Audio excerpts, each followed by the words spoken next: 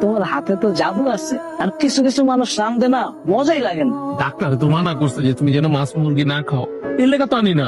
Doctor তখন কইবো যে তুমি মুরগি মাছ খাইতে পারবা, আমি হাঁস মুরগি মাছ সবাই না তোমার খাও। আমারে না হয় না করছে খাইতে ডাক্তারে, তোরে তো না করে নাই। তোরেও তো পারতো একটা বাটিতে একটু তরকারি এনে দিতে। বাজারে মুরগি মাংসের অনেক দাম আছে, কারো যদি খাইতে মন চায় কামাই রোজগার করে বাজার থেকে কিনে খাগা। বিয়ে সাথে করবি না নাকি?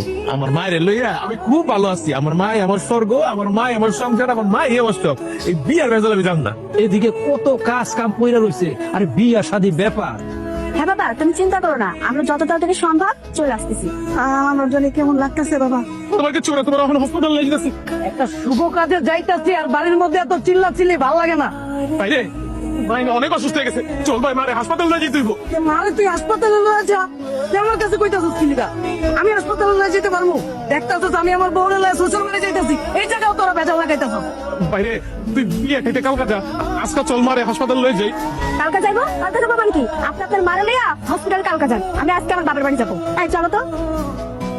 ওর মার যন্ত্রণায় সারা বাড়িতে টিকা যায় না, সারাক্ষণ হাউ হাউ কাউ করে, আর বলে বাবা রে বাসা উড়ে মারে, মাঝে মাঝে অভিনয় করে না সত্যি সত্যি করে, আমি তো কিছুই বুঝি না।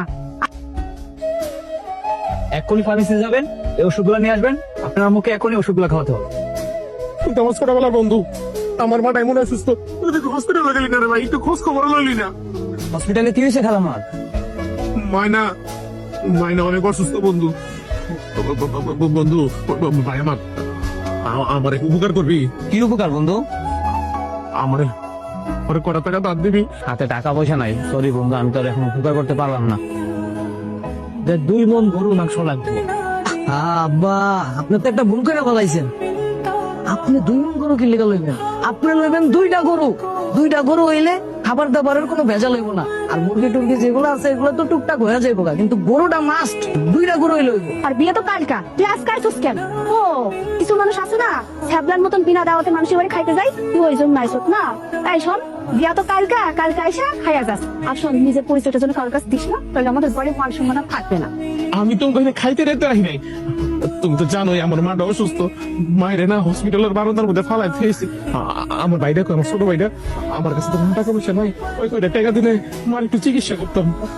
লেট হয়ে গেছে, চলো। ওই দেখো সব মহিলা, দেখো কে আইছে, তোমার গুণাদার ভাই। কালকা বিয়া, আজকে দাওয়াত খাইতেছে, সুচল বলবো হকিম দিব। আরে আস্তে কথা হোক, আমার বাড়ির ভর্তি মানুষ যদি জানে যারা বিয়ের দাওয়াত খাইতেছে, এরা যদি জানে আমার ভাই, তাহলে আমার মান সম্মান থাকবো?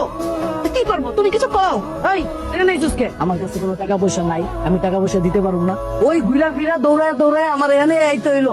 আমি এমনি তোর কাছে চাই নাই, আমি পুরো এলাকাটা ঘুরছি, কত মানুষের কাছে টাকা ধার চাইছি, কেউ না আমার দাম দিতেছে না। মায়ের হসপিটালের বারান্দার মধ্যে রাখাইছি ভাই, বিশ্বাস কর আমার কাছে তো কোনো টাকা পয়সা নাই। মাটা খুব কষ্ট করতেছে।